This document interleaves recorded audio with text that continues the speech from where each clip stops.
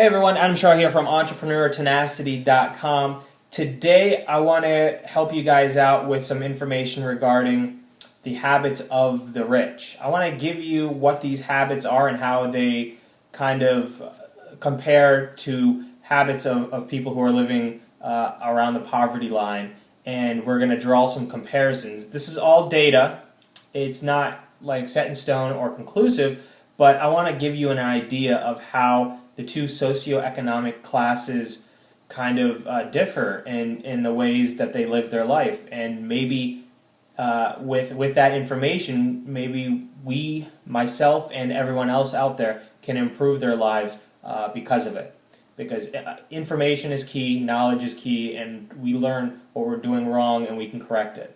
So let's look. I'm going to give you a brief background on the study. The study was done by Tom Corley, who studied 233 self-made millionaires and 128 poor people.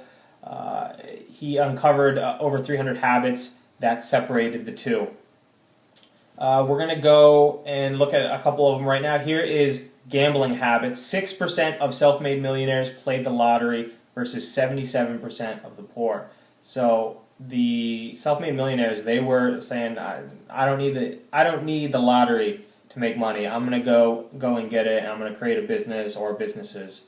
77% of the poor played the lottery regularly, probably because they thought only people who acquire large amounts of wealth got lucky, and that's not true. I mean, there's some luck involved, but I think there's a lot more strategy and a way of thinking that's different. Goal-setting habits. 62% of self-made millionaires were focused on achieving goals every day. So they made a list and they set goals and they went after it. And this is versus what the poor did. What do you think the poor?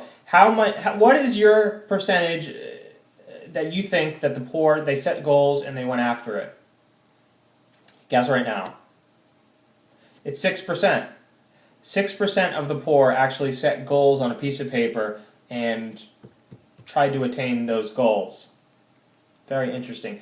Health habits. I think this might be the single most important aspect of getting out of these socioeconomic classes of poverty and going up the ladder.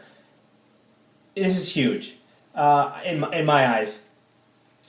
76% of millionaires exercised aerobically 30 minutes more every day versus 23% of people living around the poverty line. So 76% of millionaires exercised for 30 minutes or more.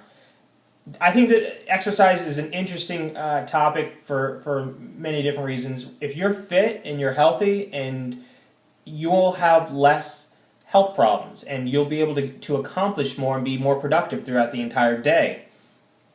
You'll also, in my eyes, if you exercise regularly every single day, or consistently exercise throughout the entire week, you'll have better brain power. You'll have less stress. You'll think more clearly. You'll be more focused on activities.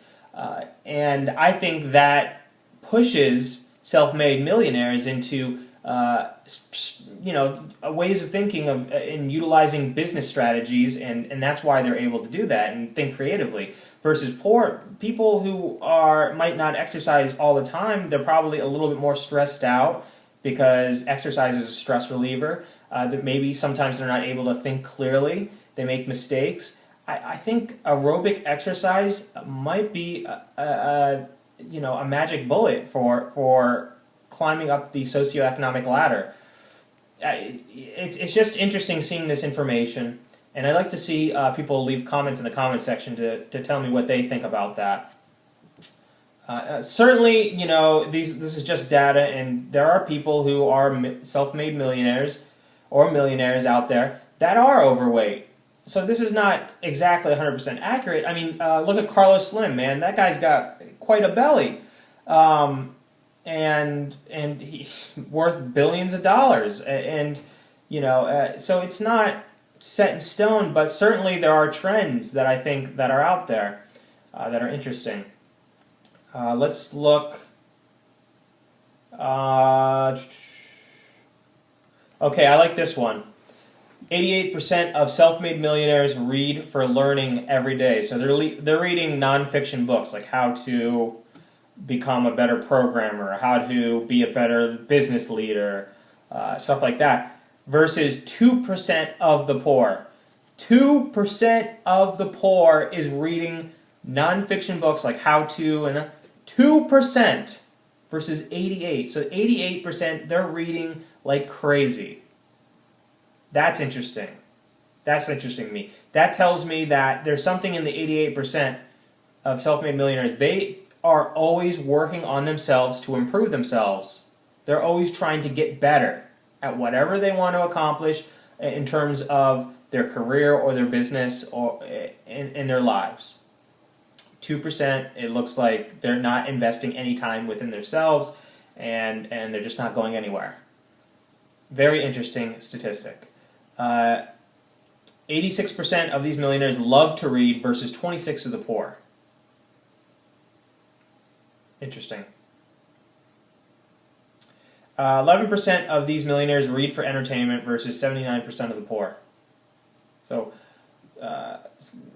a lot of nonfiction readers the self-made millionaires are nonfiction readers versus a lot of fictional reading happens to the poor. I mean, there's nothing wrong with reading a fictional book here and there, but certainly nonfiction books are not being read by people around the poverty line, and I think that's interesting. Okay, 19% of millionaires lost their temper in the past month. 43% of the poor. So that's interesting. People who, in terms of being able to control your emotions, people, and this is a perception. A lot of people have this perception of rich people. They're snooty and, they get angry at someone who that's not true. It looks like 19% of a fifth of millionaires lose their temper regularly versus half the percentage of people, half the amount of people who are on the poverty line are losing their temper and have no control over their emotions. It's very interesting. And there are other statistics. I'm not going to read them, but obviously you can see certain habits if you want to cultivate and kind of get yourself out of the socioeconomic class you're in. It looks like, in my eyes, if you can exercise regularly and be consistent, and I've done this. I have changed my habits. I've exercised regularly easily the past year, and I'm noticing my income going up. I'm not lying about that. It's going up, and I've noticed a difference just on how much energy I can put out there and how much work I can get out throughout the entire day. And I think more clearly, and I'm less stressed. So I think there's something to exercise. Reading is definitely important. I need to do more of it. I'm constantly working and trying to improve my businesses, but reading, I need to improve my skills in certain areas, and I get that. It makes sense to me why reading would be such an important, especially nonfiction items. And certainly emotional habits.